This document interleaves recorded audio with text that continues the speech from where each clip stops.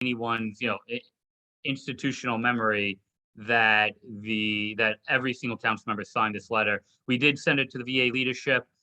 In addition to that, there is a resolution in the council that Councilmember Holden is co-sponsoring that we're going to have a hearing on next week. And it's the resolution in opposition to closing the VA hospitals. So if this issue is important to you, please sign up to testify. The hearing's on June 17th. You could testify remotely, meaning you could do it over Zoom. Anyone can sign up. If you're interested, I'm going to leave. I know committee council, they're on this meeting, but I'll leave my contact info as well in the chat, so you can reach out after the meeting. Really important we get as many veterans to testify as possible, because we really need to speak to one voice. And remember, this is a federal issue, right? So the council, the state, we can make recommendations not to close it, but us New Yorkers aren't the ones that decide. It's the federal government. So we need to make this a public relations issue as much as possible that we oppose these closings. In addition, at the same hearing, Councilmember Holden has two bills that, again, we need people to testify on, and we're going to look to build support.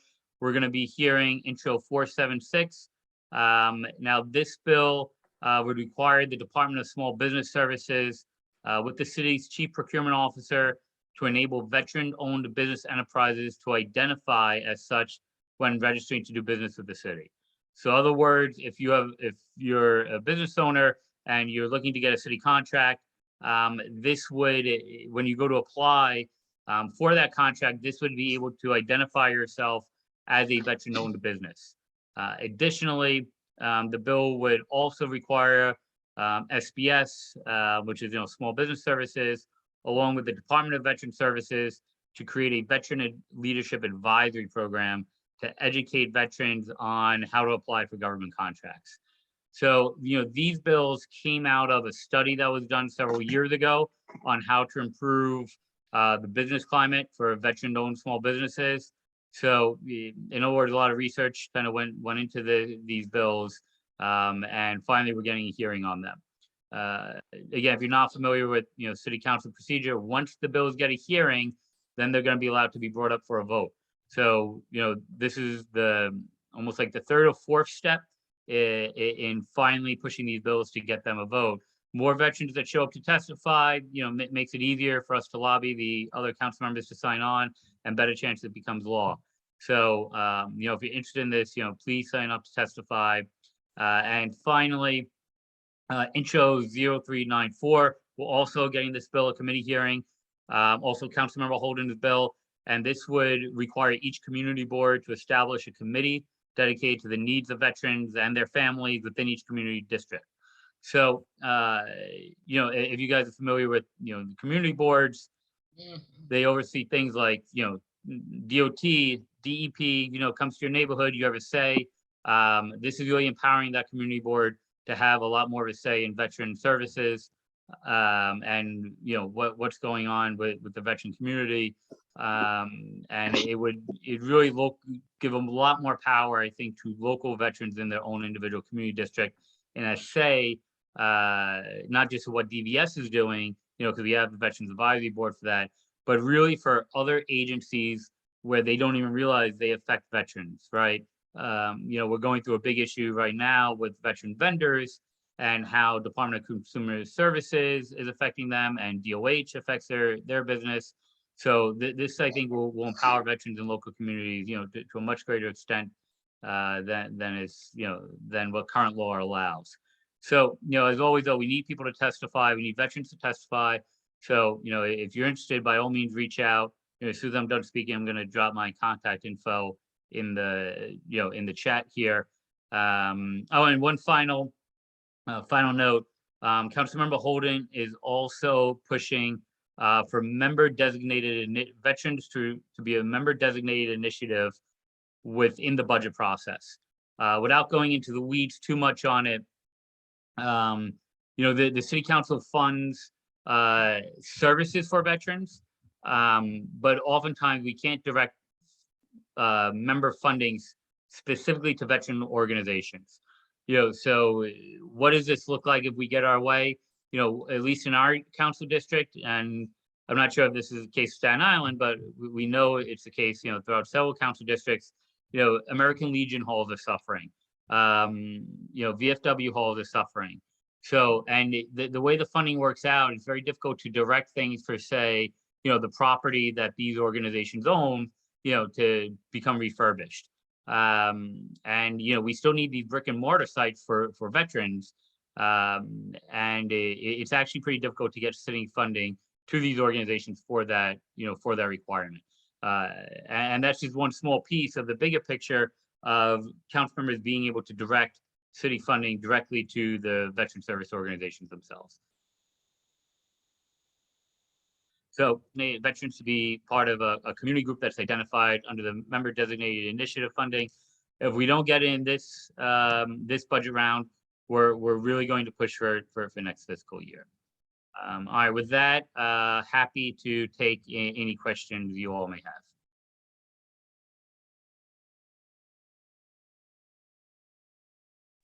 Questions?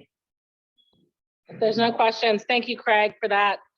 Just to give everybody a general introduction, my name is Mercedes Elias, Marine Corps veteran, deployed to Afghanistan as well. I am the secretary of the Veterans Advisory Board. Normally, Wendy McClinton, who is the president, would preside over the meetings. She's having surgery today, so if everybody wants to send her their well wishes, I will have all of the board members that are present here today present right now and give a brief introduction. So Paul, if you want to do the first one.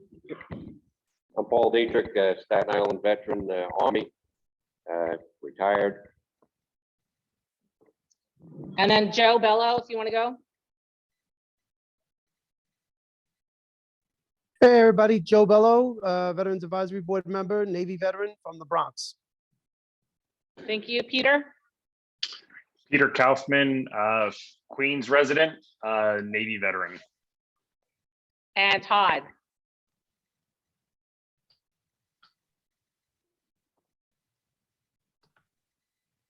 Tom may not be able to talk, so we'll just go ahead and start today's meeting. So we are going to have Bruce Tucker, who is the medical center director for New York Harbor Healthcare, as well as Rosemary Consul Santiago, who's the acting director of the Bronx VA, talk about the post-COVID procedures for the VA. I know we encountered a lot of problems with the VA during COVID and how they were trying to kind of adjust to the situation. And so now they're going to talk through the procedures going forward. I just want to let everybody know that we're not going to take questions during the course of their brief. If anybody here in person wants to have questions, we'll do it after their brief. And then anybody that's virtual, if you could put it in the chat, that's how we'll address it. They do have a hard stop at 7, so we wanted them to get as much information out as possible. So Bruce, with that, I will go ahead and turn it over to you. Thank you, Mercedes, and thank you, everybody. I was just going to start real quick because it was talked about the market assessment. The Air Commission has not been fully established yet, so that's still in progress. So we don't have any updates from what we presented last time. Thank you. I'm going to go first, then I'm going to hand it over to Rosemary, talk about our moving forward plan, which I think are very similar. As in any healthcare facility, masking is required in all healthcare facilities. So if you're coming to the VA, if you don't have a mask, we'll give you a mask, but it's required to wear the mask while you're in the facility. We are moving forward with our face-to-face. You're going to see a lot more people coming through our doors. We're actually measuring on a daily basis how many face-to-face we're seeing today versus pre-COVID. And we're running anywhere from 70 to 85% of our pre-COVID numbers. So we're really trying to move forward, get everybody back in face-to-face, get them to see their providers, get them to see the specialists, get our surgery reopened, fully reopened.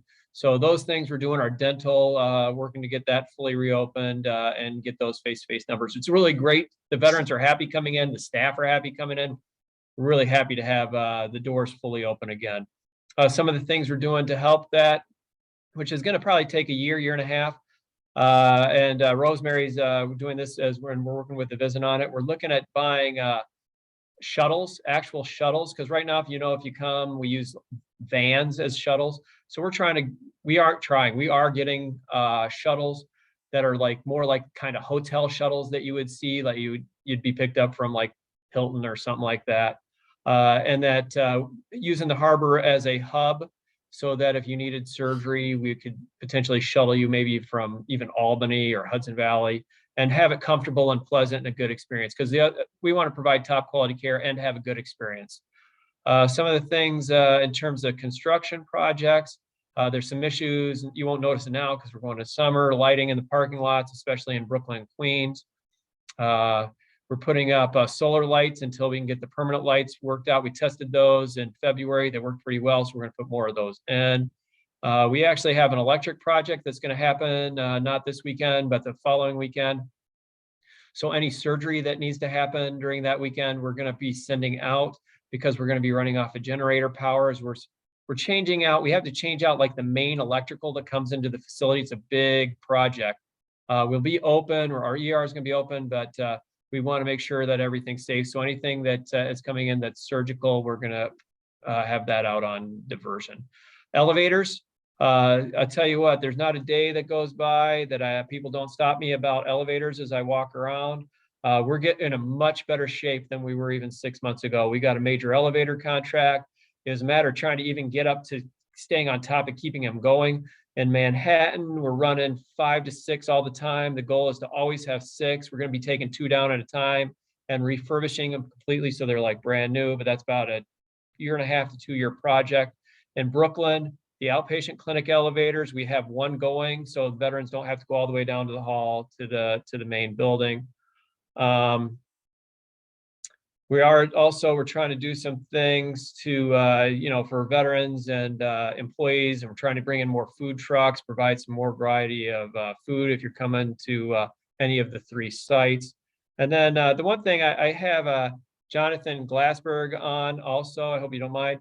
We did some great things here with Pedals of Honor, and we have Heroes on the Hudson coming up. And this is a program that is done that really changes veterans' lives. And it's one of those things that I would really like to, if you don't mind, take a few minutes and let Jonathan highlight, because this is just a great program. I was there and I saw people that it just changed. People were so happy. The veterans were happy. It was so much fun. And I really think that it made an impact on them. Jonathan, are you on? I am, Mr. Tucker. Thank you very much. And whole group, thank you. And Mercedes, as a graduate of Tottenville High School, I'm glad you're in Staten Island by way of Ditmas Junior High in Brooklyn. So for all of you from Brooklyn as well. But if it's okay, I'll share my screen for just a few moments. Can that work for you guys? Let me do this. So I want it to play. All right, so just a quick thing, folks, and thanks for having me. I'm not going to take a lot of your time here, but there's something called adaptive sports. In the VA, you don't generally just think that's what we're up to, but adaptive sports are more than just having a good time with doctors and therapists and patients out there. There's a whole lot of things, and it's being proven, which I'll highlight in the next just a few slides, so don't fall asleep on me here. But it's shown that for veterans with disabilities, it actually helps facilitate their reintegration into community. And we know when you think about a veteran with a disability, you tend to sadly realize that it could be people that are getting very isolated and such. So these kind of events and opportunities are quite important. And the highlight, like VA leadership buying in and realizing the importance is so important. Again, you don't know me, but I am a doctor of physical therapy. I've dedicated my career within the VA. I've been here for a long time, but as I like to say, I'm more proud of the body of my work than the length of my service. But you still don't need to trust me. Trust the literature here. There are a bunch of studies I'm not going to go through, but I'll just say what they have to say is like veterans with disabilities who participate in these events and adaptive sports opportunities end up with better coping skills and develop better, more meaningful relationships. There's a recent study which came out of our one of our national program offices is the National program office for sports and special events. They host a yearly summer sports clinic in San Diego. And they did a study out of there that showed that veterans who participated in adaptive sports for a significant amount of time ended up having higher rates of employment. Having a job is something we know. Having a job isn't always the best thing, but guess what? When you don't have a lot going on, having that job is amazing. And I shouldn't have this one next because it should be the last one, but they all lead up to it. But quality of life is a metric which is measured reliably and validly by several questionnaires. And veterans with disabilities who participate in adaptive sports have a higher quality of life. And that means a whole lot. And then, going further, these other studies, athletic identity, you know what? How about I identify as an athlete as opposed to identifying as a person with a disability?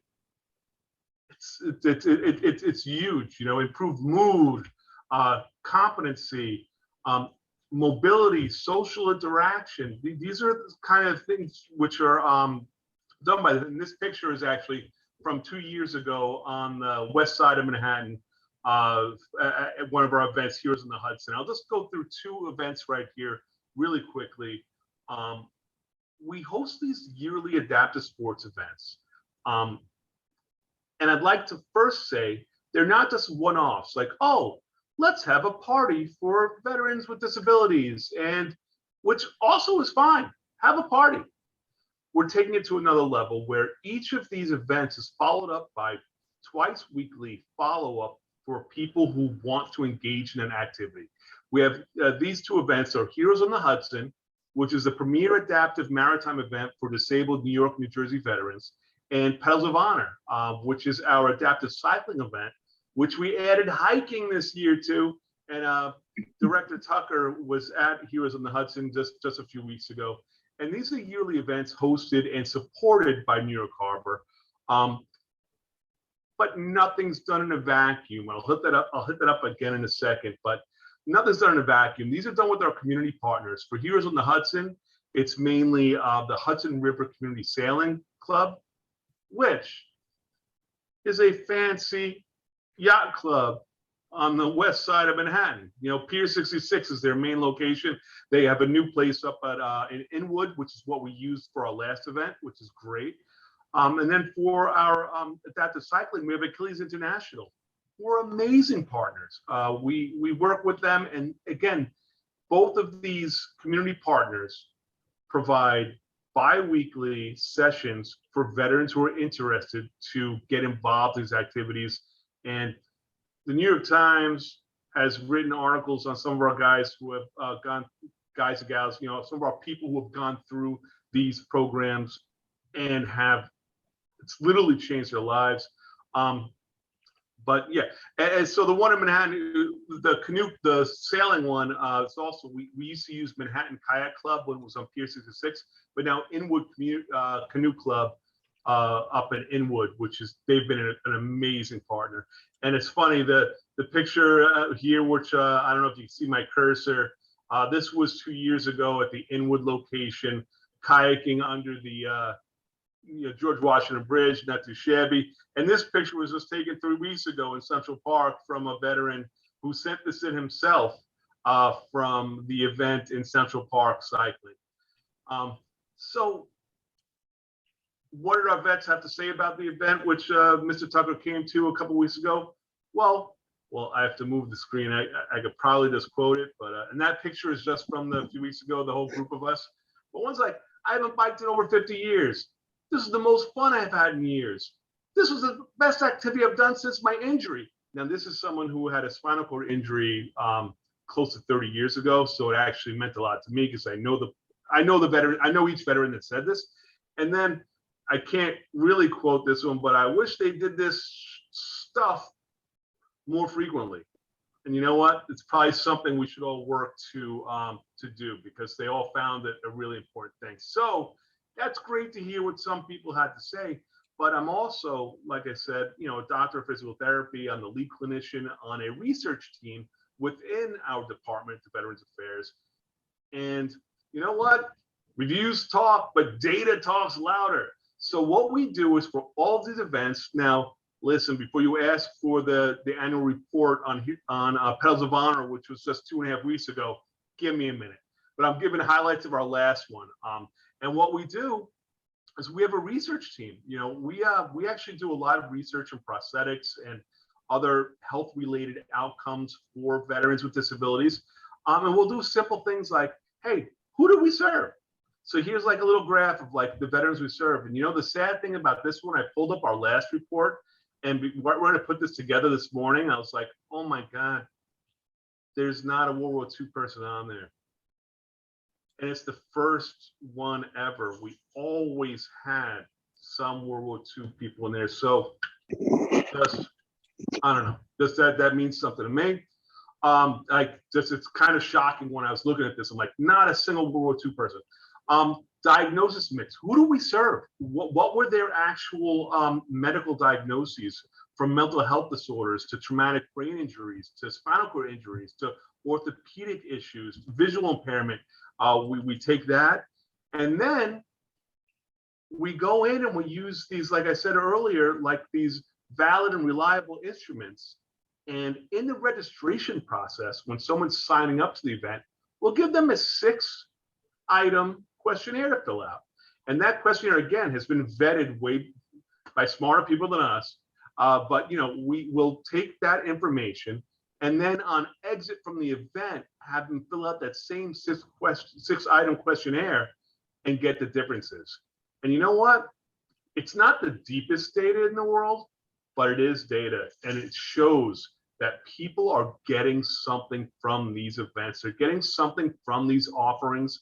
And it adds to that second slide I had from what does the evidence say? Does this stuff matter? It really matters. And we need to all support that. And these things don't happen in a vacuum. You need support. And we have it.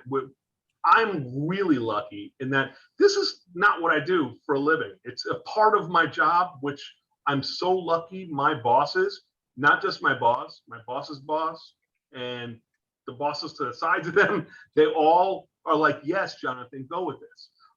You know, it's not typically a doctor in physical therapy. Hey, Doug.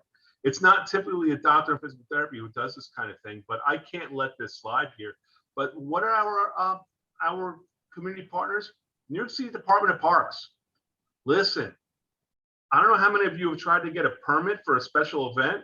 It's not always the funnest thing in the world, but I've had a relationship for the longest. And now my guy, Anthony Sam, has moved on to another position. Well, hopefully I'll make another good relationship. New York City Department of Veteran Services. We had Gregory Williams show up this year to Pedals of Honor.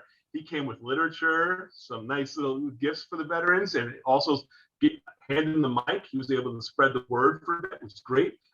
PD, they always support. Quick little, sorry, 30 more seconds. Quick little story with NYPD. They offered escort for our shuttles from the Manhattan campus to the central part of Central Park for our veterans. Now, the majority of the people who took that shuttle were visually impaired, so they couldn't really see the procession or the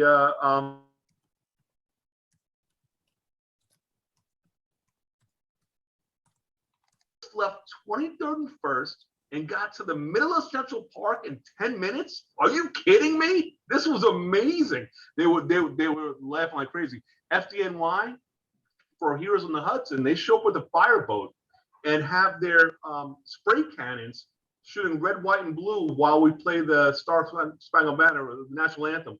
It's, you know, thousands of pictures have been taken with that in the background. It's amazing. All our VSOs, Wounded Warriors, DAV, PVA. I don't want to leave people out. Please, if American Legions have been helpful in so many different ways. Such appreciated. And lastly, don't forget the VA leadership on local, regional, and national levels. Locally, Mr. Tucker provided financial support, logistics support, and then, you know, when you're putting something together, sometimes there's other support. It just has to happen. Our regional, Dr. McInerney, who's our, runs the Vision, she's the Vision lead. She's come to the last 4 years in the Hudsons. She's always ready to give an address or not give an address or just see what the goodness is, what goes on there. And nationally, we're on the radar of national VA. We actually had presentations given by the national director for sports and special events during our event just a few weeks ago. So they know what we're up to. If you want, I'll put my VA email in the chat. So if anyone has followed, I don't want to hold up your meeting, and I appreciate it, but I will put my email in the chat. And if there's any questions, of course, I'll stay on right now. But thanks for having me. Thanks. There was a question. Is there any info on support for veterans with substance use disorder? 100%.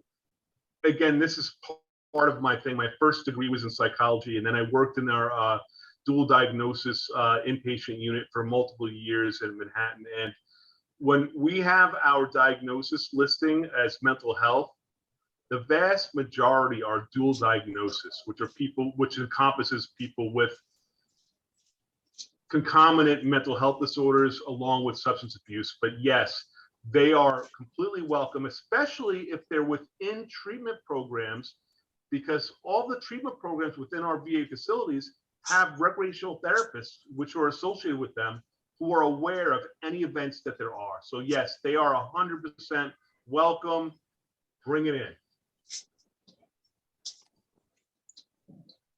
Great. And I think now we'll turn it over to Rosemary.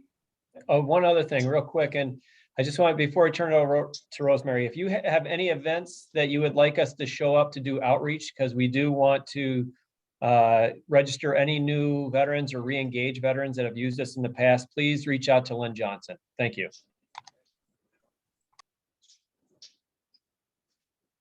Yes, thank you. I'll echo that. Our outreach specialist and contact is Sean Kingston. Thank you everyone for attending this evening and of course inviting me to speak. I'm really happy to do so. And similar to Bruce Tucker facility, our moving forward plans. Can you hear me okay? Sometimes my mic is really low. Sound check? Good. Yeah, we can hear you. Okay, great. So our moving forward plan at the Bronx, very similar to the harbor. We gauge the New York City rates and the Bronx infection rates. And we adjust our moving forward plans based on those rates. So currently we are at phase 5, which means face-to-face visits are encouraged. While we will see patients via video, we really want to welcome our patients back into the facility. There is masking. There's also, if you visit us, you will note a gauge on the level of COVID for city, Bronx, and the hospital per se. I'm happy to say, although not 0%, we are less than 10% for the JJPVA Medical Center. So that's a good thing for us. And one of the things that we've done for pre and post COVID, which I'm going to share my screen if I could here for a minute. Can you see my screen? No. No? Okay, hold on one second, share. Can you see that? Yep. Okay, so we have a horticulture therapy at our facility. I am so proud of this project. I have to tell you, this was pre and post COVID. Pre-COVID, we engaged in a partnership with the Bronx Botanical Garden as part of our initiative in 2018 for our Wellness and Resilience Center, which is a 4-week outpatient program where our veterans at higher risk for suicide took a complementary and integrative health classes with the Botanical Garden. And we call it the Thrive and Grow program. They attended a weekly therapy sessions at the New York Botanical Gardens for 4 hours. They also attended 8 other classes per week. And the classes focus on teaching about nature, engagement, and how it improves mental health and wellness. And I have to say that this project was taken as a pilot, and we published a study that showed statistically significant improvements in stress, pain, mood disorders, and loneliness, in particular during COVID. As you know, 2020 really took us all by surprise. We were limited in our engagement, our physical participation with each other. We had veterans talk about testimonies during our ribbon cutting ceremony and the mindfulness practice that they engaged in helped them through the most crucial moments or pivotal moment within COVID pandemic. As we work toward endemic and increase that mindfulness principles integrated into gardening and showing or demonstrating the social connectedness between growing plants and growing a relationship among each of our veterans and our staff, because our staff also participates in this program. And we look at themes about letting go through pruning and nature and relating the experiences that we have had as, you know, this pandemic has impacted us in a way that's, you know, not producing or conducive to an engagement in society. This program demonstrated that we could do that. And I'm happy to announce that June 1st was our ribbon cutting. And this is a few pictures that we have here. What did we do with the Whole Health Garden? And please, I welcome you and I encourage you to come visit our facility and really experience what our veterans and staff are experiencing through this horticulture program. Weekly, we get together as a group. We also have volunteers that have donated into the garden vegetables, herbs, in general gardening activities that we have instituted. Our staff programs, we drop off. I've been there and, you know, took my own class, and I have to say the experience are very impactful. And I heard some testimonies from our veterans, and it really helped to engage them virtually, believe it or not. We did some gardening virtually as well as in person. So talk about moving forward plans. This is part of those plans. And we currently have some training that's available to staff. We're really proud of this program. There was a publication, which I actually went through that slide already, excuse me. But I really want to talk about the impact of this program, Whole Health and holistic approach to treating post-COVID patients. And we're also looking at initiatives to study long COVID. We have several clinics that we've instituted and activated here at the facility that I also would encourage your participation in. So with that, I also want to talk about some of the center happenings within our facilities. I'm going to stop sharing here for a minute. Let's see. It's a new share that I have. Talk about, can you see that screen? No. No, 1 second. Are you able to see my screen there? No? No, it's the same one. Okay. Some of our construction projects. Can you see that? No. No, you still got the same screen up. Okay, I don't know why it's going on here. All right, never mind. Sorry about that technical difficulty. Some of the construction projects that we have in-house, we have a new mental health inpatient unit that's slated to open, I want to say at the end of quarter 2023.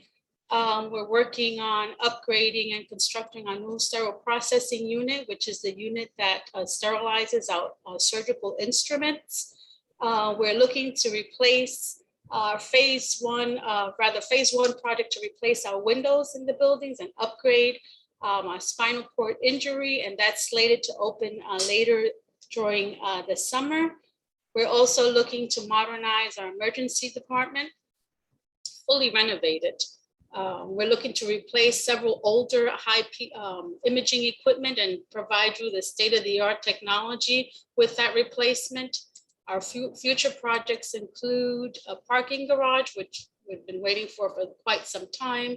Our restoration of the gym for our veterans and our staff. We're looking to create a partnership to build a brand new CBOC at the Yonkers location, which is on 66 Main Street. We're currently looking to also replace our new, hold on 1 second. We're looking to replace some of the older equipment in the facility, aside from imaging equipment, refrigerator, morgue. We're looking to upgrade our OR overhead light replacements, also looking to replace our fire alarm system, and the main kitchen that services the hospital and allows us to provide the in-room service is also going to be replaced. We've converted to the in-room service recently within the year or so. And I have to say that the satisfaction among our patients has been really, really positive. It's a dining experience like no other for them. And we were very proud of that project because we actually activated that during the height of COVID. The in-room service model is part of our modernization efforts for our food and nutrition program. So we're happy to report that as well. What else are we looking to do? Placing equipment.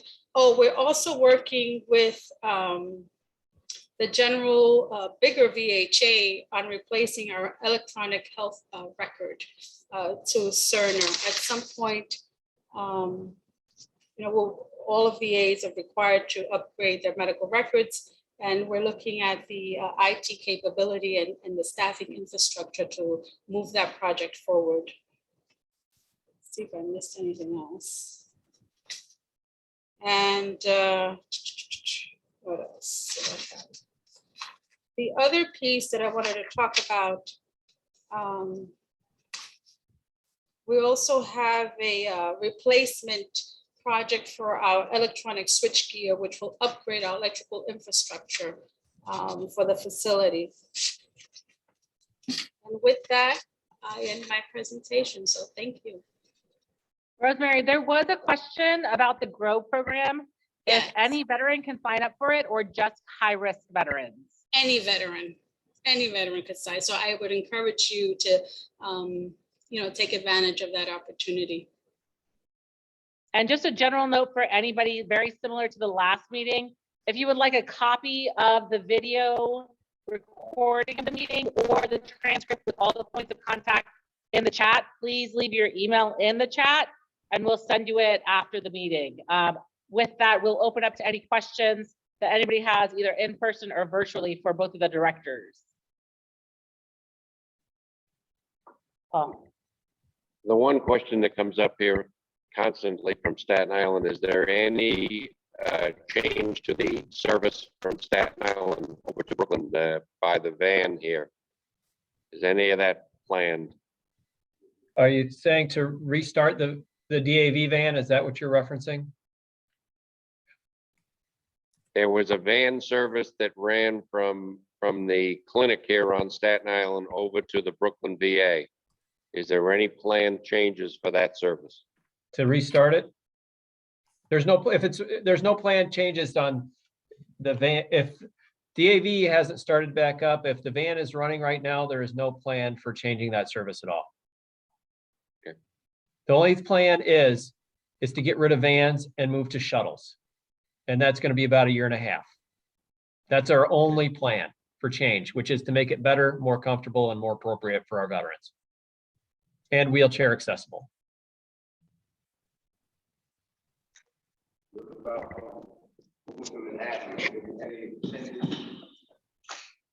From Brooklyn VA to Manhattan VA, are they going to extend any more vans that way? I go to Brooklyn. I live in Staten Island. I do most of my stuff in Brooklyn, but I had things in Manhattan that I go to, and it's tough to get appointments to meet the bus schedule. The bus schedule isn't easy to navigate. You know, I have to try to work out my appointment so that I know I can get from Staten Island to Brooklyn, then Brooklyn to Manhattan, and vice versa. It's a tough thing to try to navigate sometimes, and sometimes I gotta wind up driving to Brooklyn and hope to catch the shuttle to Manhattan in time for me to get to my appointment, as long as the appointment don't run over, or I can get my shuttle back to Brooklyn to get to Staten Island. They're gonna have any more van service in between, or try to make it a little bit easier. Right now, we don't have plans to expand the van service times, but let me take that feedback back and see what we can do on that. I think that's great feedback and I appreciate that. I know there's been times with the van running late at times. So I appreciate that. I'll take that back to the garage.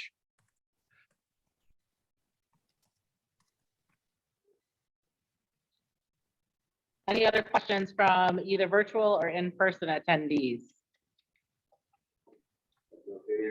Yep, yep.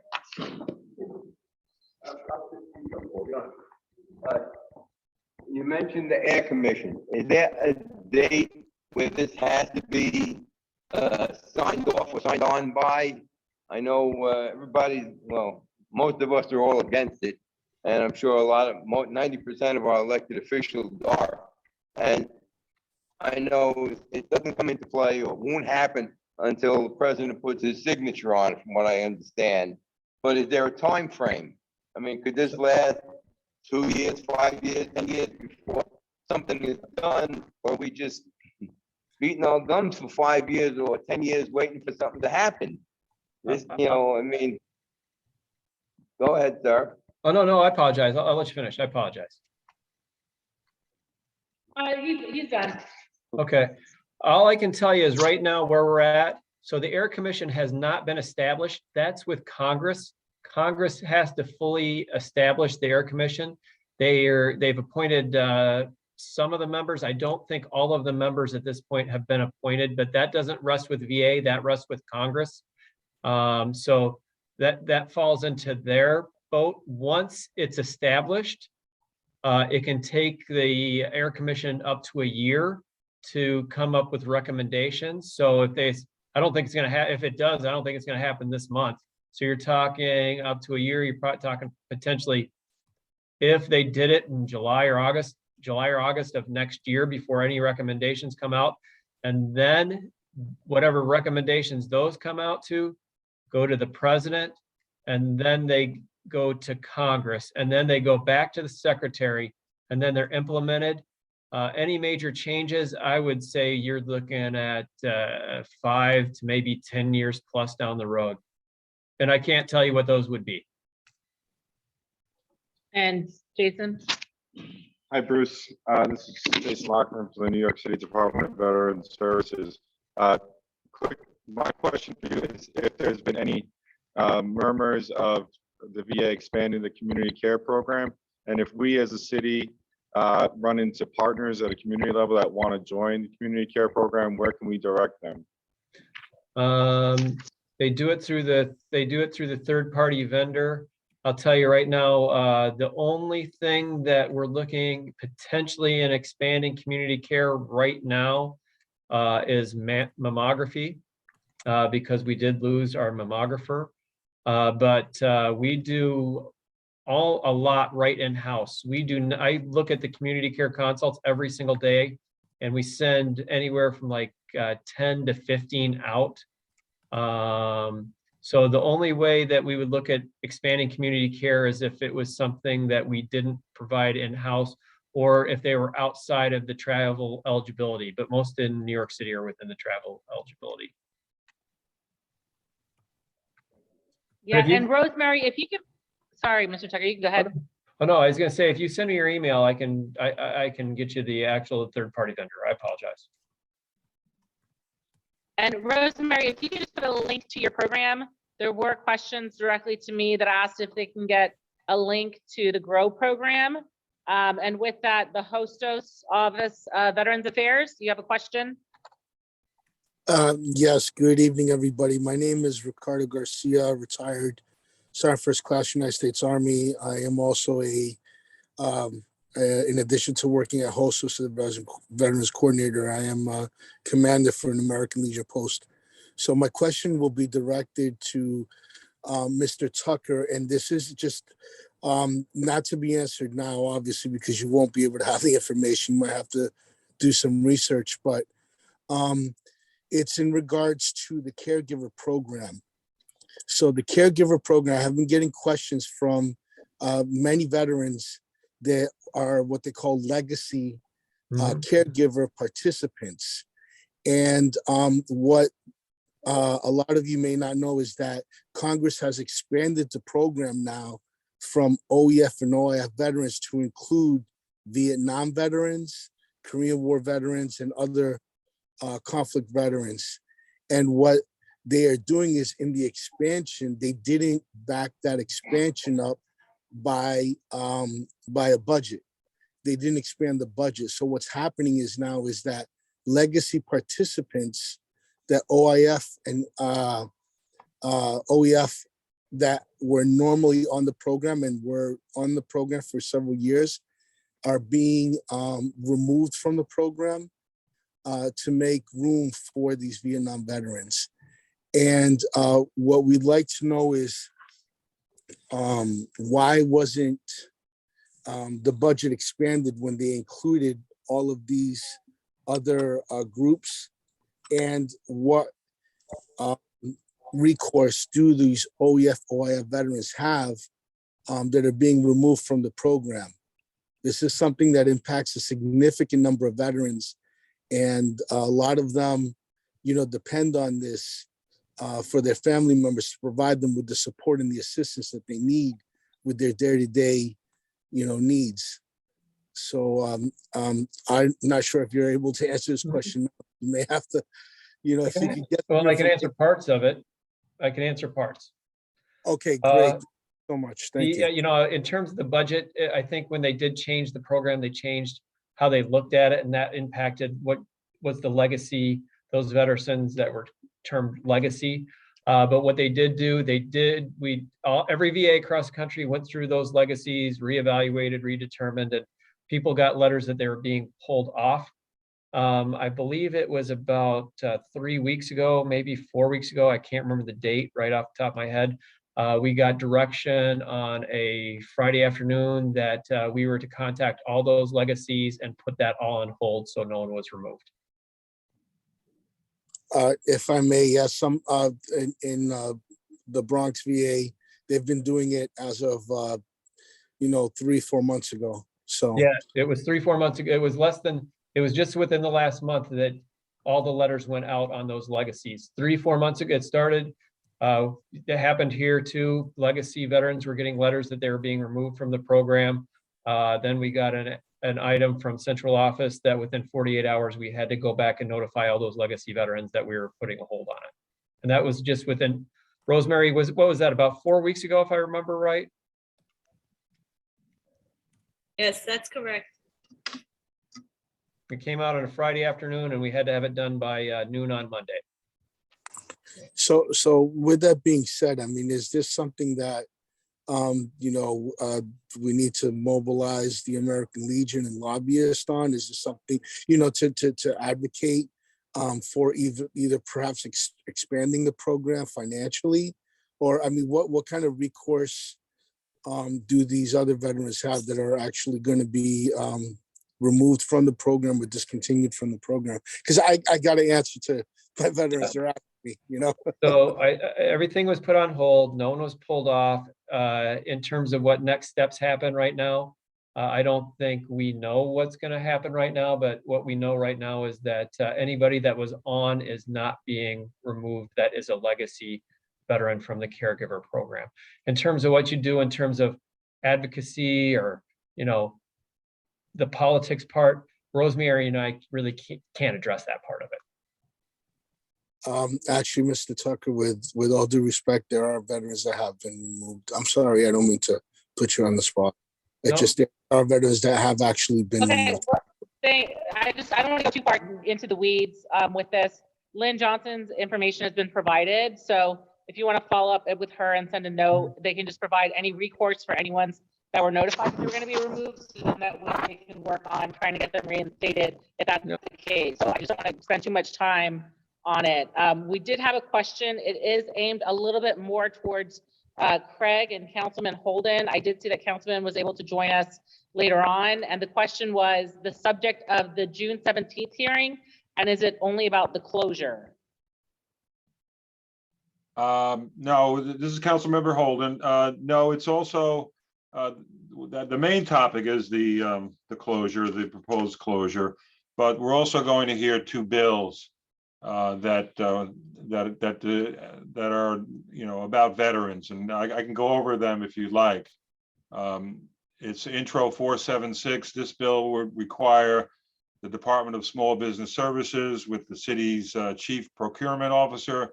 They would enable veteran-owned businesses enterprise to identify as such when registering to do business with the city. And this bill would also require SBS with the Department of Veteran Services to create a veteran leadership advisory program to educate veteran-owned business enterprises about the city procurement opportunities and support such businesses enterprise during procurement process. And then the second bill, which has been long overdue, and I introduced it in the last council, didn't go anywhere. I know Paul Ballone also, who's on this, also proposed it. This a bill that it's called Intro 394. This bill would require each community board to establish a committee dedicated to the needs of veterans and their families within the community district, and would require such committee meetings to be open to the public. So one other thing I've been working on, and it's premature, but I'm working with the finance division of the city council to create an MDI, a member designated initiative for veterans. So in addition to the 2.87 million that's already dedicated for veterans initiatives, this would be a separate initiative for each council member. So they would get a certain amount of pot of money that they could give out to veterans groups, which you know, that are running the, like American Legions, the VFWs, or other posts that they could put toward the posts to fix it up, to, you know, to do some of the operating, pay some of the operating costs and so forth and so on. So I'm still negotiating. I want to create that initiative this year. We can only do it after the budget is passed, that they told me. So after the budget is passed, June 30th, hopefully we could start that conversation and try to get some money set aside for that initiative, which I think, you know, so let's say a round figure, I can get 2 million for that initiative. Each council member would get about, you know, close to 40,000 that they could give out to veterans groups in their district. And we have I have a lot in my district. I know other council members do too. We have a lot of posts and American Legions and so forth. And we need to really upkeep these buildings and to help the veterans run it. So I'm looking at that. And that's what I've been working on in the last few days. Thank you for that. And so with that, I just want to close up and wrap up with Bruce and Rosemary. Thank you both for taking the time to come out here and join us today. We really appreciate it. Their information is in the chat. We'll send it to you all after the meeting. But I do want to turn it over to Commissioner Hendon and the Department of Veteran Services so they can go over their initiatives and then obviously open the floor for anybody that would like to ask their staff any questions. So Commissioner, I'll turn it over to you. Thank you. Hey, Mercedes, thank you. Can everybody hear me first off? Yep. All right, first, I just want to thank the board for doing this. Last time we had any kind of in-person meeting with the VAB, by my count, was November of 2019. I'm tracking 2 years, 6 months, 19 days. And so I really appreciate what we're doing as far as a hybrid aspect where we've got, you know, folks out there at the Libetti Post in Staten Island in person, and we got this piece online. So I just want to recognize that and thank the board for it. Also want to acknowledge the chairman in her absence, Wendy McClinton.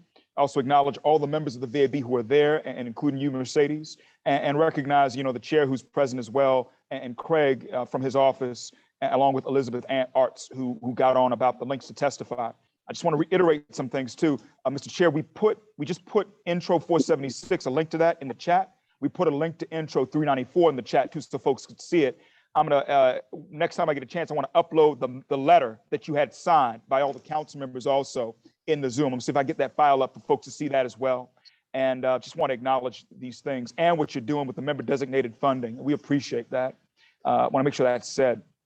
Calling out the team at DVS, we've got Assistant Commissioner Ellen Greeley with us for this meeting and Assistant Commissioner Jason Loughran, who are also present. Ellen covers strategic engagement. Jason covers community services. I also want to thank our friends from the VA, as far as Bruce Tucker and Rosemary Council Santiago, directors of the Harbor Health System and James J. Peters Systems, respectively, and just all veterans who are here right now. I just want to, say we appreciate you so much. You all are the fuel that keeps us going as we do these things to be right by the veterans. So thank you so much to all who are here. The board asked us to address certain things, so we're going to cover this as swiftly as we can in 3 different buckets. One bucket, I'll address the Joseph P. Dwyer program. I'll address our charter mandated areas and priorities. Jason Loughran will talk about Fleet Week. He'll also talk about local laws that drive our reporting. Ellen Greeley will talk about staffing at DVS, and she's going to talk about some events we're doing in partnership with the chair's office this summer to build furniture for our housing insecure veterans, or those who were formerly housing insecure. So I'll start as far as the Dwyer program. Just for context, Joseph P. Dwyer is a New York veteran who served in the Iraq War as a combat medic in the Army. Served in the onset of the Iraq War. He died by suicide on June 28th, 2008. The full name is Private First Class Joseph Patrick Dwyer. He was 31 years old. 2012 to 13, the state legislature established a program to push money out to communities that was set up in his name, called the Joseph P. Dwyer program. This money is put out there for communities to utilize specifically to support peer-to-peer engagement between veterans. It is designed for veterans regardless of discharge status, and the goal is to facilitate a transition from military to civilian life. For the first time, the city of New York is going to receive money through this program. It's going to be $550,000 that'll go to the city to be in support of Dwyer. And right now, for us, the goal for me is to make sure that DVS warehouses those funding, that we, the Department of Veteran Services, not any other agency, actually holds on to that funding and distributes it accordingly. Right now, we're in a stage where, as commissioner, I'm working to make sure that we can have the pen with that and literally control the destiny of that money. Once we receive that money, which I'm hoping that within the coming weeks, we'll have full confirmation, okay, DVS has this, not the Department of Health, not HRA or any other group, but DVS. Then the goal for us is to be a facilitator of those resources to the community and stay within the spirit of the Dwyer program as far as the peer-to-peer aspect of this, the fact that this is regardless of discharge status, and that it is about facilitating a successful transition from military to civilian life. As soon as we have a handle on it, look forward to coming back to the board to being on the net as far as what the next steps are. I see this as something where this is the community's resource and we're a facilitator of getting it out to the 5 boroughs. And so as soon as we know more, we will let you know and keep you abreast of this. I want to be very open with this process also. Know that we're stewards of this resource. And so that's Dwyer. As far as our charter and our priorities, I'll put this in the chat in a minute. Chapter 75 of the New York City Charter establishes DVS. Within that charter, our 2 tasks are to assist and to inform the city's veteran community. We have charter mandated areas in the charter that we must focus on. Those areas are education, healthcare, benefits, employment, and then there's another block that is really elastic. It's almost other, but we interpret other as housing and culture. So once again, education, healthcare, benefits, employment, and then the other one is other, but we interpret that as housing and culture. Our priorities in 2022 have been first and foremost focusing on benefits. So that really comes down to VA claims and work we can do there to help veterans who are putting up for their service-connected disability claims. This is something that we had not done when I came into this position that we do now. We really want to get the word out to anyone who would like to put a claim through, that we're a resource for that. The second priority for us is employment. Employment includes entrepreneurship.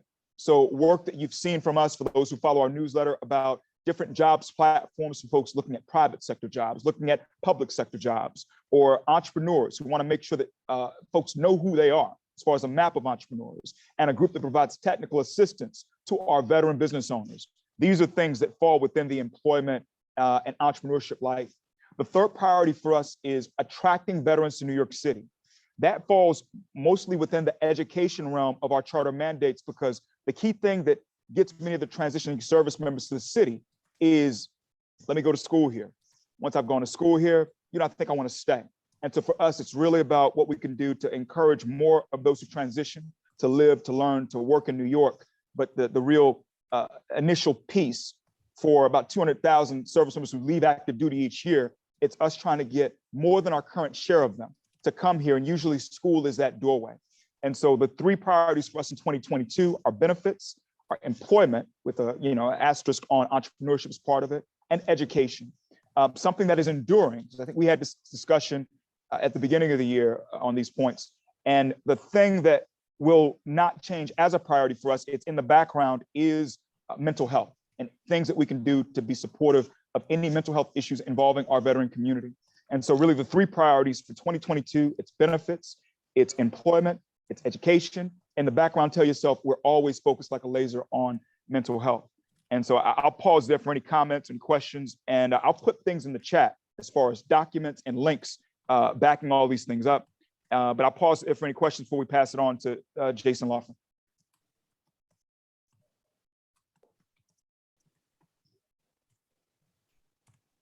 All right. Thank you, Commissioner. Thank you, everyone. Jason Laughlin, Assistant Commissioner of Community Services. Talking about Fleet Week, well, I think just like Mercedes and the VAB's success in having us all finally gather here, having Fleet Week back had a similar feeling. It was good that we're all together again and being able to connect with each other in person. And the large task of making it a hybrid, I give it up to Mercedes and the VAB here. So Fleet Week, we had a total of approximately 3,500 sailors, Marine service members in New York City. And over a course of 6 days, we calculate that with each of them receiving $79 per day as their per diem and spending allotment, we're looking at approximately $1.6 million in revenue into the city. This doesn't account for what the city's cost is in actually having all the folks come here, including our police officers who might be working overtime or working on a federal holiday and such. But we are happy about that amount and bringing all those folks into the city and our city's economy after how hard it's been hit by COVID-19. I'll pass it over to Ellen to talk about the other initiatives that we have going on. Hi, everybody. I'm Assistant Commissioner for Policy and Strategic Partnerships, and we cover kind of a lot of territory in many different ways. But I do want to mention to you with respect to staffing changes, Letitia Rousseau, who many of you probably know in our community, has given up the Big Apple and is now waving the Lone Star State flag these days. She's moved down to Texas to work with homeless people down in Texas. In her place, we've brought in Nicole Jordan-Jones, who's now our new Assistant Commissioner for Outreach. She comes from us from the Mayor's Office, and she's a very well-seasoned, well-known individual who has great outreach capacity. So we welcome her with open arms. Shortly, we will be joined by Bianca Vitale, who will join us as a senior policy analyst to help support our legislative affairs, Assistant Deputy Commissioner Paul Malone. And we are losing a benefits coordinator, Angela Cyril-Guiton. And hopefully we will open up opportunities for people to apply for jobs.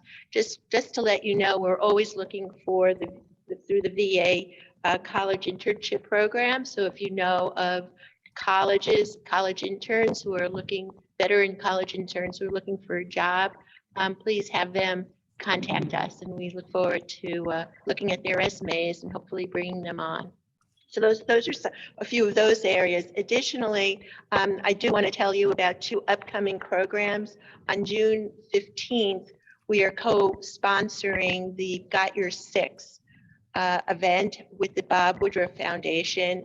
It's what we call in the philanthropy world an opportunity to do a large, what we call landscaping view, macro view of emerging issues that veterans might have a focus and interest in. And we have the mayor coming to present along with Commissioner Hendon. We have a panel of people, but probably most of the work is going to be done in the afternoon for about 2 hours in these breakout sessions that'll be devoted to issues relating to economic stability and food insecurity, a bit about building affordable housing for veterans, education and credentialing, caregiving, arts and community engagement, and mental health and suicide prevention. And if any of you are interested in attending, please contact me at egreely@veterans.nyc.gov. Do need to get your names in so we can at least make you a badge ahead of time. Following that, I am sponsoring what we call a building furniture-thon. The PenFed Foundation has given us $50,000 to go out and buy wood and supplies. And I'm bringing on as partners Councilmember Holden as well as Councilmember Dinowitz.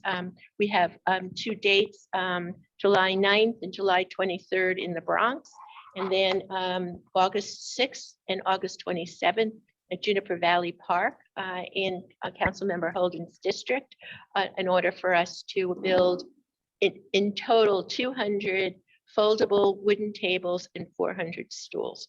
Looking for VSOs to come on out and join us and help build these tables and stools that'll be given to veterans that have been recently housed. Any questions? Happy to answer. Are there going to be any representatives from DVS in Staten Island in person? Yes, that's a great question. We actually have a staff member named Lamar Wheeler, who'll be there this Friday. And then moving forward, he'll be at Staten Island every Wednesday and Friday at Staten Island Borough Hall.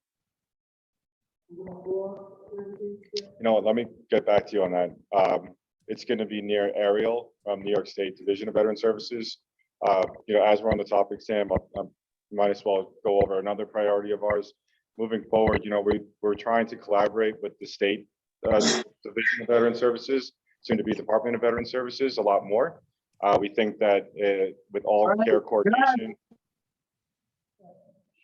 with all efforts to, you know, help everyone with care, it can't hurt when we are connecting different minds with different experiences, especially at the state level, at the local level, and, you know, maybe one day at a federal level as well. But for now, it is an effort of ours to try to be in closer proximity to where the state reps are in the 5 boroughs. And so they are in Staten Island Borough Hall. So in this coming year, we hope to have more collaboration with the state at veteran resource centers like that. So there's a point of contact there by the name of Ariel, who's there from the state for education purposes. So I'm going to get back to you on the exact floor, Sam, but I'm glad you asked that question. Yes, sir. Paul? One of the big shortages here on Staten Island is that since Tony left the state program, we don't have a veterans benefit person here on Staten Island. Can you put out the information on who to contact in the city and how to get in touch with them for any veteran that's looking to get a claim processed? Absolutely, Paul. That's exactly the reason why we're sending Lamar Wheeler. He is a state certified claims representative from our office, so he'll be able to fill in. But he's also going to be working with the state reps, or what Tony used to do, and having regular case management meetings with them so they can update the state on what kind of work we were doing until they backfill Tony's position. So when they backfill Tony's position, we're still going to stay. We'll just be rotating more in other places in Staten Island, like the Department of Probation's offices where they have the food, fresh food supply stuff. But for now, we're going to be filling in for Tony until the state can fill that position. And then we're going to be there more often working with whoever that new Tony is going to be. You know, they pull the reps out quite often, backfilling others. They don't come back here. We need, you know, where They tell us we're a forgotten borough, which most of the time we are. We need a constant rep here. We don't need somebody that, come wash their hands today and they're gone tomorrow.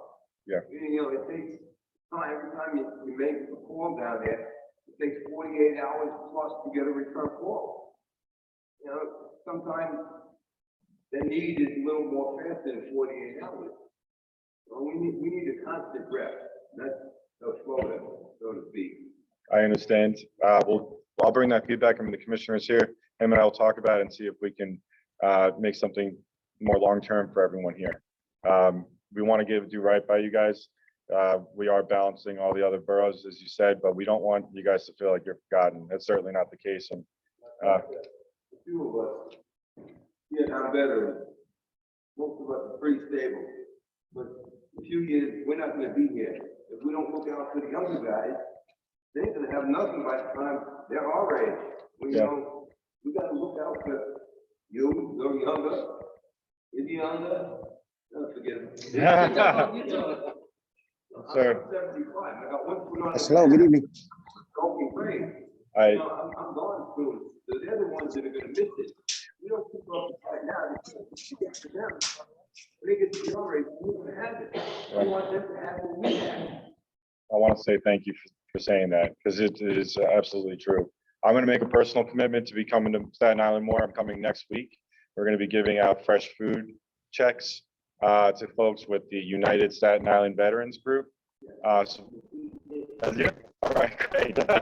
So I'll be here next week. So hopefully, committing to you, I'll be a familiar face, something more regular for you, and I'll give you my information after this too, so we can stay in contact and we'll get somebody worked out to be here that's going to be committed to your borough and helping you guys on a long-term basis.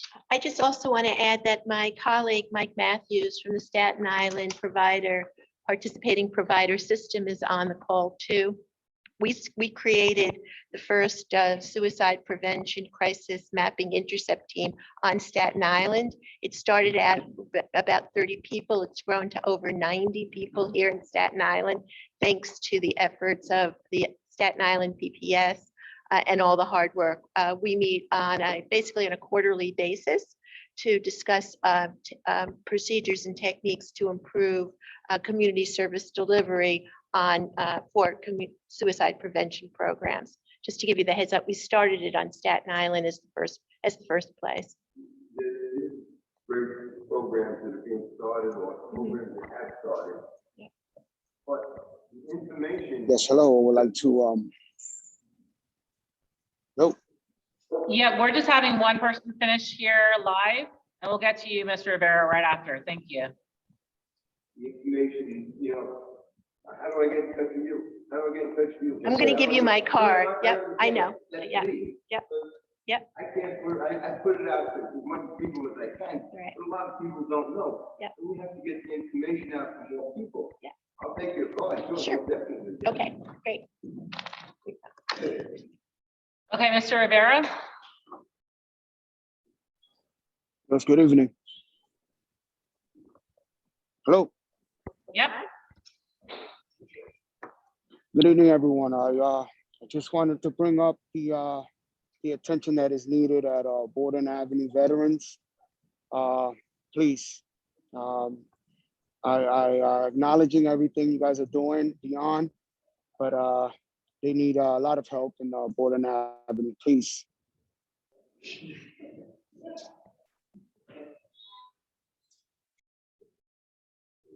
On Borden Avenue. Good thing. Okay, Commissioner, did you have any other items? No, that's all. Just drop some things in the chat. Thank you so much. Okay, now the floor is open for any other questions for DBS in person, virtually anybody else that has any direct questions for the department. Good. One question, Samuel B. Close Jr. from Staten Island Vet Center, Manhattan Vet Center. I'm getting bombarded because the state has 4 levels of property tax exemption for veterans. New York City only has 3 levels.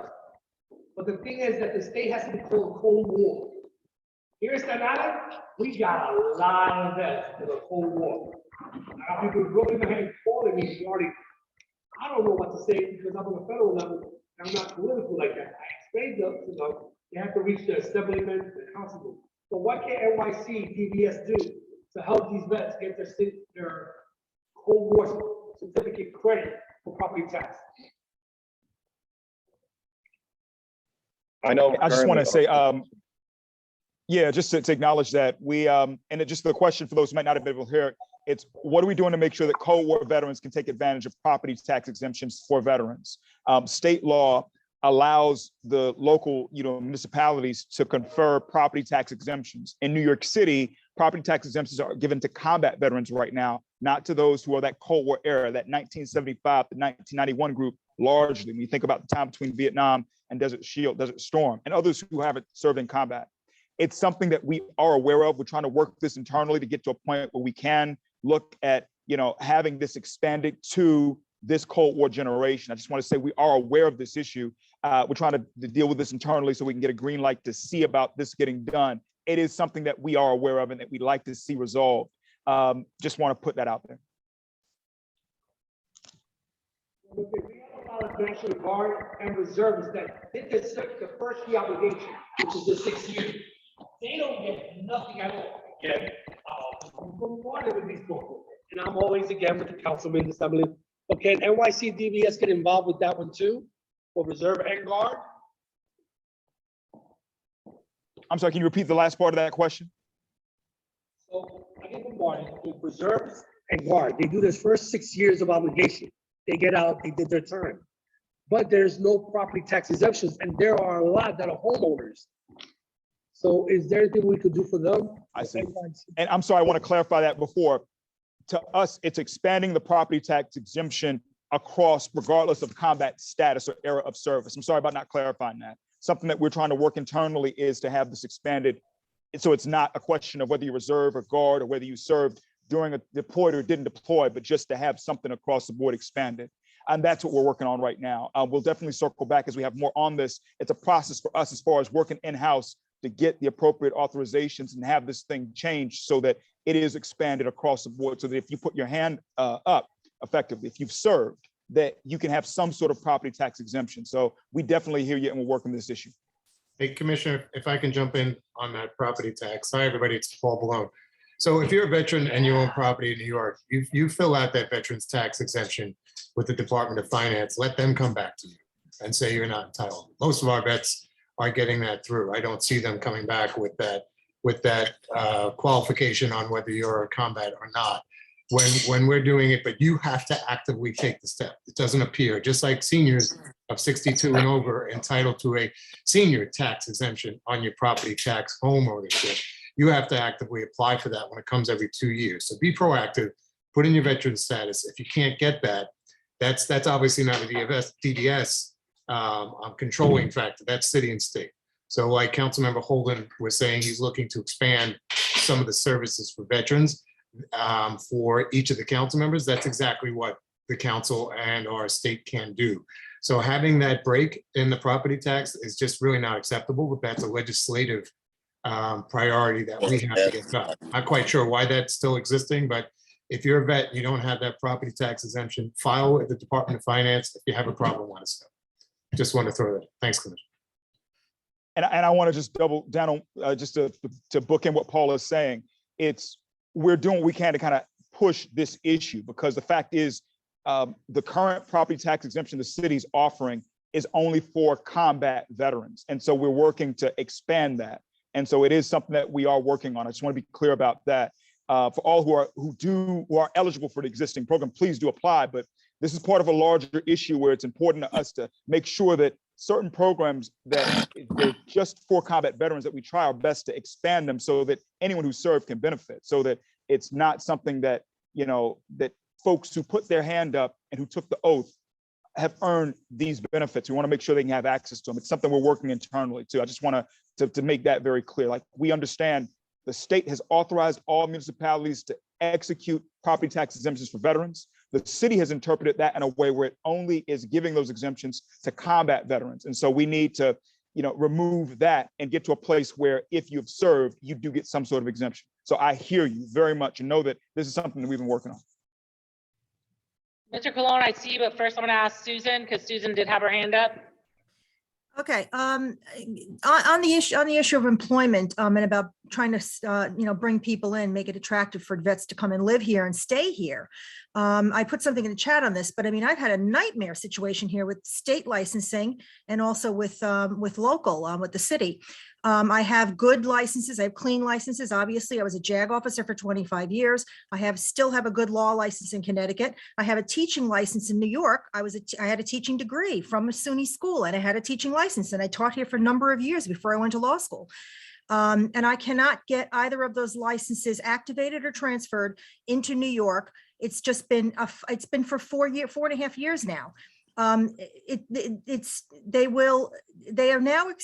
state is now going to making a kind of universal acceptance of military spouses licenses, where if you're in the medical profession, the teaching profession, or the legal profession, they will accept you if you're, say, married to a service member, and your service member comes here for duty, and then you come with them.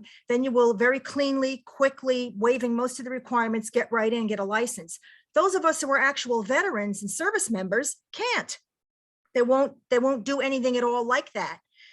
So now you've got this problem where, if I had a spouse, my spouse could get in with a law license or a teaching license. I can't, only because I served. On top of that, there's a kind of, I can't even tell you the horrible questions I have been asked about my service, and the kinds of impugning statements about my service, that this wasn't really practicing the profession. This doesn't really count. It's not really real. This sort of stuff. It's in complete ignorance. They're not accepting the state's policy of integrating us, or about transition, and all of those concepts. That idea of transition just seems to have evaporated. It seems to have just gone away. Like, we're not talking about it anymore. And this is very much the same thing. So now, I've been, I mean, it's basically just ruined my career life. I either have to leave the state or what? Now, why don't I just leave and go back to, say, Connecticut, where I have my law license still? Because my son is 100%. So I stay here because of my son. He's young still. He had a terrible, just a terrible ordeal, and he's still, quite ill. So I stay with him. He's had multiple surgeries. He needs another one. So I'm really stuck. And I don't understand why New York State can't help me one iota. Susan, thanks for putting this out there. We'll share this with the state, from the folks from state DVS. So I'm tracking what you're saying as far as, I was aware of this thing being relaxed for the spouses. I appreciate you flagging. We need to make sure that it's something available for the veterans as well, as far as this license situation. This isn't within our wheelhouse because we're city, but we'll let our friends at the state know about this, and hopefully there'll be some sort of fix. So a little bit of this is the city, a little bit is the city, because I then applied for substitute teaching in the last year. I said, all right, I'll just substitute it, I'll do that. I couldn't even get into that. It's the same thing. So it's the city also. It's not just the state. The state are the two main licenses, but then even to just substitute teach was just kind of a no-brainer. It shouldn't be that difficult. So it's all, and I have experience in all these professions, long life, no discipline, everything's wonderful. There's just absolutely no reason for this. They're not citing a reason. They're just sort of slow rolling and not doing it, and not granting it, and giving me one new thing to do after another, and they're just not going to give it to me. But the other thing too is that about the spouses and all, yeah, there's that. But there's also like the troops to teachers and the rest of that stuff. They will not allow veterans to use it. You can only use it if you don't have any prior teaching license or credentials. So then anybody who wants to come in and just re-up their license or just get it activated again can't use it. So they'll take people who have got far less, no degree, no teaching degree, no teaching experience, and give them a teacher's license in New York City. But I can't even substitute as a person with a doctoral degree and an actual teaching degree and actual license. It's bizarre. Susan, can you make sure we get your information as far as making sure that Mercedes has your info, so we can just follow up, especially on what's going on at the city level as far as this stuff. And I appreciate you just shedding light on this. That's what these meetings are for. So thank you so much about it. I'm sorry about the situation, but let us do what we can to just talk to the state on one side of it, but to see what we can do on the city side. And I appreciate this. Thank you. Yes, thank you. Yeah. Mr. Cologne? Yeah, can you hear me? Yes. All right. One thing I just like to bring up is a lot of the things like they saying you gotta have combat status and they're saying from 75 to 91. I was in combat in 83, Beirut, Lebanon. They keep forgetting us about that, and they're just bringing it to different things within the last 10 years. Because that was like the forgotten war. They wanted to forget about that for so long. Oh, it's going to be another Vietnam. And we still, me being a combat veteran of Beirut, Lebanon in 83, I was there, unfortunately, when they blew up the building and killed 241 of my comrades, fellow Marines that was over there. And we're still excluded from a lot of things. When could, fortunately, I work for Black Veterans for Social Justice in Brooklyn. And, a lot of them wasn't aware of that until I brought it up, and now we're making it more aware to different organizations, but we're still not getting a lot of benefits that we're entitled to as combat veterans because they're not recognizing Beirut, Lebanon in a lot of these things. And I'm just curious, what do we have to do? You awarded me a Presidential Unit Citation. You gave me a combat action ribbon. So it's not like I made it up and said, oh, this is combat. United States recognized it as combat.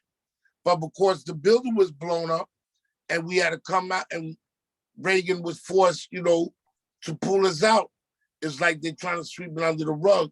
And when we gonna get our credit for serving our country in combat and be given the benefits awarded to other combat veterans? What can be done about that? I want to, and that's on me as far as how I communicated this. And you're right. I'm sorry about not accounting for our men and women who were in Beirut, Lebanon. That's the first thing. So that was me when I'm saying it. These rules are set up where your combat service greenlights you for that property tax exemption. So in other words, as long as you can show that you have that combat, medal, that combat, patch from that unit having deployed. Yes, on my like that. In other words, so you're not in the bucket of people we're talking about. So what? All right. I want to be clear. In other words, you're okay. So with property tax exemption and for things like the Mitchell Lama Veterans Preference, things like this, right, you're okay. And so I'm sorry. That's on me as far as when I said broadly. We have a lot of veterans who didn't have that experience from 75 to 91, but that okay, so I just want to be clear about that. So, but I'm sorry about not recognizing that service. But from a policy or legislative standpoint, you're included as far as considered a combat veteran for these rules. All right. So yeah. All right. Thank you. Thank you for that clarification. I appreciate that. Thank everybody on here for their service. Thank you. Thank you, brother, because I haven't forgotten about Lebanon. All right. Thank you. I remember. All right. I definitely remember, unfortunately. Any other questions from the attendees? Just a suggestion. Can we make a task force? I'm envisioning a task force to fight the closure proposals where we have not just politicians, but we can have, state and experts within the state and the city, and also academics, like people who do censuses and do statistics and that sort of thing. We have professors in CUNY who do that, and start to work on attacking this thing in a methodical way. Because previously the opposition to it was very emotional and kind of a turnout, and and they sort of got distracted with the wars and didn't want to really aggressively pursue it. This time they can. And if we don't get organized and do this with real data and be able to really push back, we're going to lose those hospitals. There's no doubt.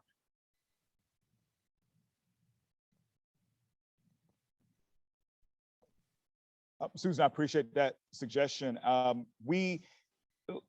As far as the state of play right now, what I'm tracking is the Air Commission needs to be approved first to actually do its work, and that hasn't happened yet. You have folks who are taking the position of trying to not even have it be approved. Just as an aside, as far as the state of play, beyond just what's going on in DC with this.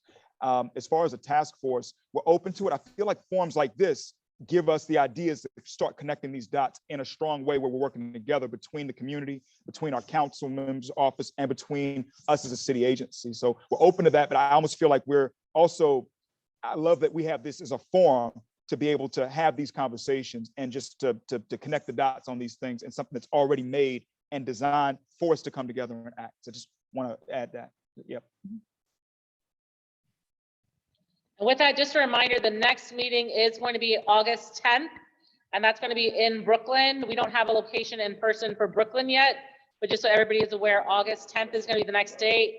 At that time, we are going to talk about community boards and getting more veterans to participate on community boards. So then that way, councilmen and local elected officials can start learning about what issues are impacting veterans.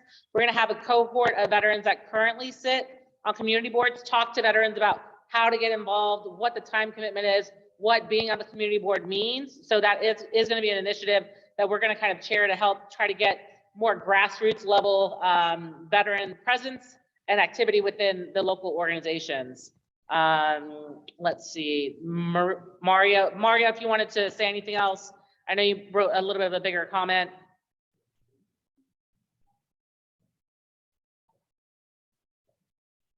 If not, Hostos, you have a question? Yes, thank you, Mercedes. Again, Ricardo Garcia, Hostos Community College, American Legion Commander. Just very quickly, I wanted to ask, and this might be for you, Commissioner Hendon, but what would be the ability to perhaps conduct maybe a census of our current veterans within New York City, and perhaps speak with our colleagues, do a census on the number of veterans that we have within the state? Is that something that might be possible? I know Susan put in the question, but in addition to that, I also asked in the last meeting, is that something that would be likely? And thanks, Mercedes, for the opportunity. Hey, Ricardo, thanks for the question. It's something we'll definitely look at. I know right now we have there is a survey that we'd have put out, regularly. We just did our first one last year. We do another one, I think, in another year, and it's something that'll be done every so many years. We do a survey of our community. It's a question of, can we take that and kind of turn that into its own sort of census to try to get a better estimate of what our population looks like? We're in a place now where I'm absolutely open to that. We'll talk about it internally, see what's going on. And then the side of it is, do we, there's that, and then there's this discussion of how many veterans are in New York City. And, we're working with the Defense Department to try to get a handle on it, because it's not necessarily the VA that we will get the full answer from, because they count the people eligible for care.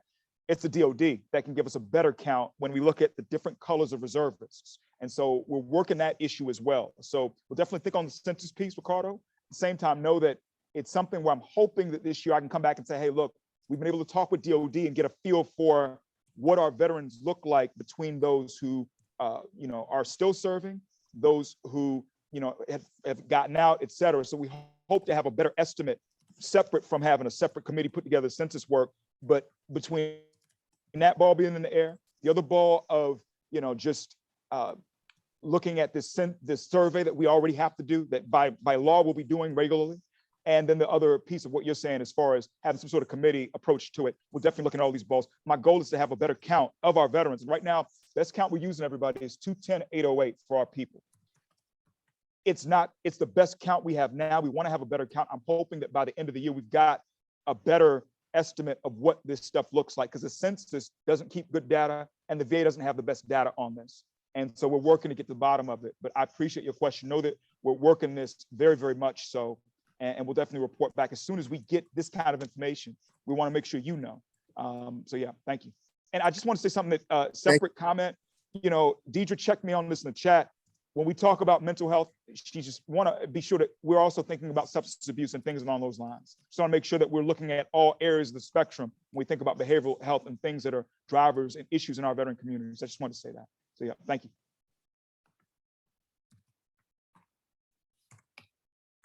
For hospitals, I was part of the 2020 census.gov. So for Staten Island, I did the census and we did ask for veterans. So I think the most accurate one will be 2020, but I don't know if it's published yet. I'll look into it. But if you Google census 2020, it will tell you the most current of 2020. I want to make a comment on that, because the issue with the census is the census will not reflect someone who is currently serving. So the census doesn't, I'm in the reserve right now, I'm in the Army Reserve. I'm not accounted for in New York's numbers according to the census. The census also will not account for, if you're a guardsman or reservist who is not put on active duty orders, I'm not talking about just training, but just active orders. If you were never put on those orders, you're not in the census in their data. So that group we were talking to Mr. Colon about, that 75 to 91 group, if you're a reservist or guardsman, they don't include you in their count. So their definition of a veteran, it's the full way to do this is to look at VA data, to look at census data, and to look at DoD data, and to make our best assumptions to get at this right now. But I just want to make that statement about the census.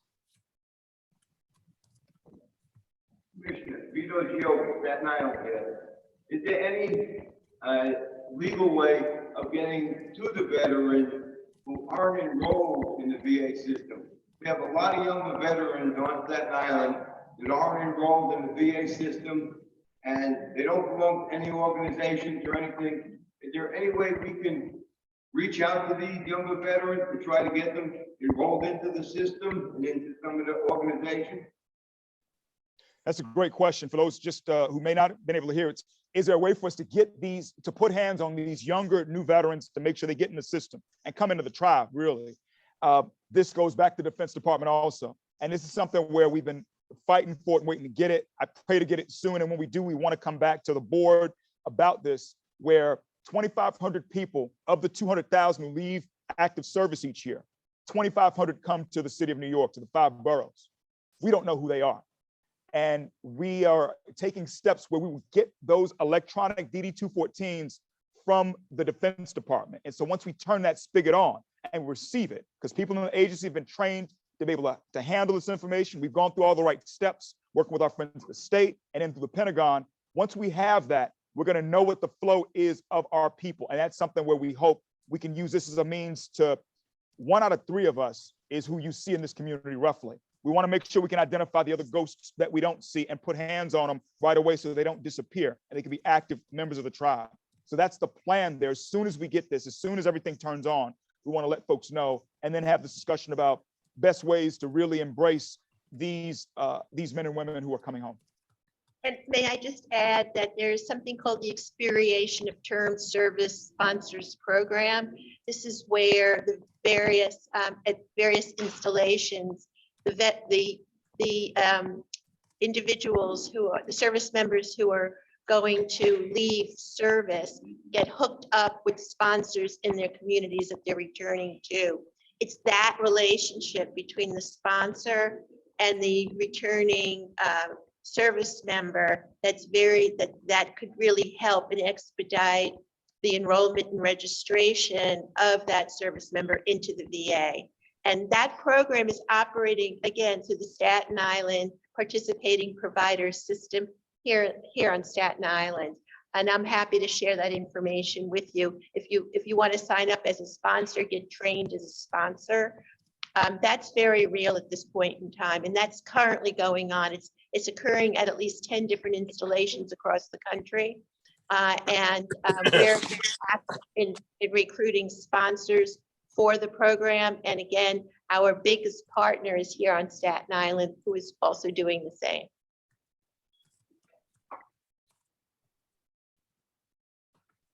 Is there any way to get them enrolled in the system before they leave the service, maybe?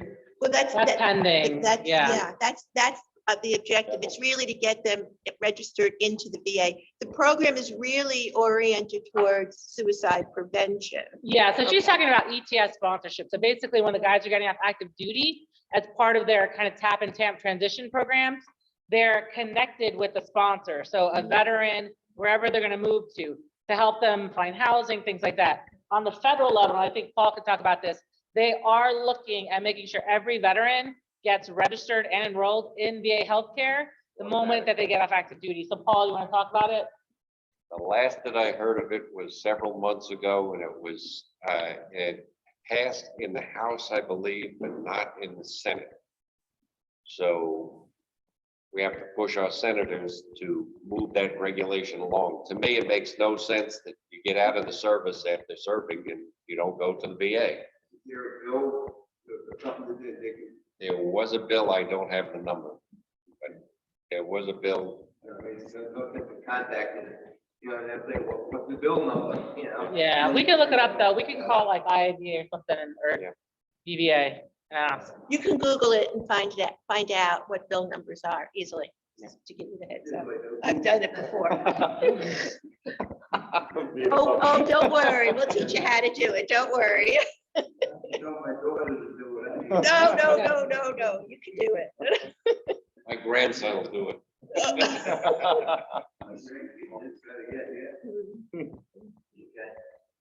Yeah, Martin Krungel?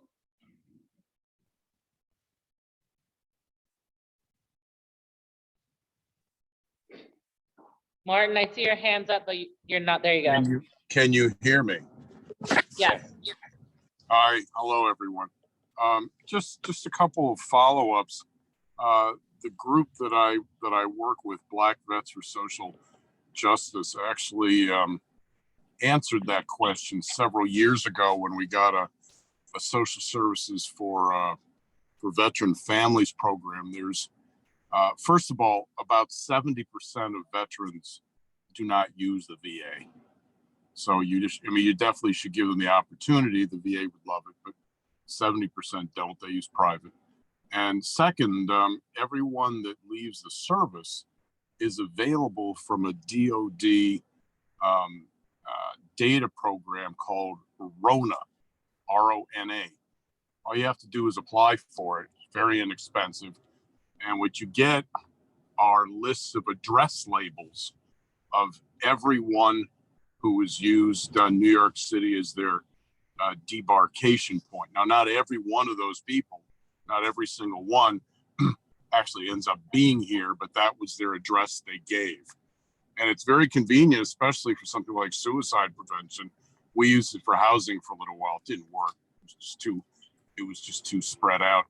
But you can target every zip code, any zip codes you want, and get address labels for everyone who's coming out. I just want to say something to Martin's comment. The RONA information is not that accurate. It's available, but this goes back to DoD versus VA, where the VA, that information we receive that information also, and there's several gaping holes in what we get. And so it's so important for us to turn the spigot on from DoD to have a better feel for who our people are and how to reach them. So the RONA information is out there, the Return on Names Assembly, I believe it's called, but it's just not good information at all. I just want to make that comment. Yeah, it's only active duty who go through the medical discharge process. The rest of people who don't get a medical discharge, which is tons of people who need a medical discharge, but just don't get one. They just get booted without it, especially in the Army. And then Guard and Reserve, especially the Guard, are not in there. The Guard especially just denies medical discharges. They just don't want to be bothered doing them. And just a note for everybody, thank you, Ricardo. The number for the bill is 4673. It was introduced by Representative Takano in July of last year, and it passed the House in January of this year. So just everybody knows the number is 4673, Ensuring Veterans Smooth Transition Act. That's and since the number. it passed the House, it needs to pass the Senate, so you need to harass your senators. Yeah. And Stephen Merced, you had a comment and a question? Yes, thank you, Mercedes. And I apologize for the background. It's a mess in my apartment. I'm still trying to get it fixed.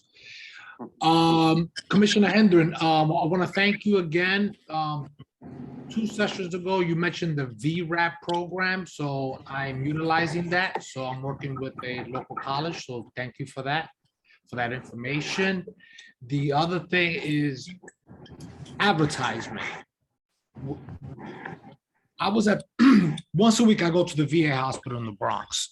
And as you wait for an appointment, as you wait for the prescription, as you wait in the cafeteria, get a cup of coffee, you strike up conversation with your fellow veterans.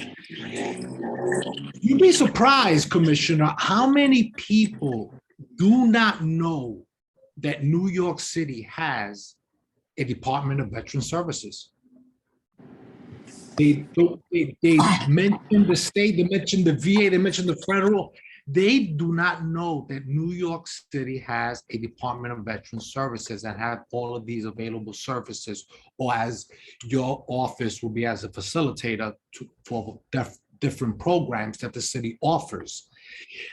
I think that your office and I know budgets are tight, but I think your office needs to do a little advertisement out there to let veterans, especially in New York City, to know, hey, New York City has a Department of Veteran Services. Okay, and this is what we offer. Perhaps a pamphlet, perhaps some volunteers standing in front of the VA hospital and just handing them out. Most veterans, don't even bother with emails. Some do now. I mean, but simple advertising out there to let people know that your organization exists. They don't know this. And I talk to them every week because when you go to the VA, you have to wait for one thing or another. And I talk. The second is housing. You have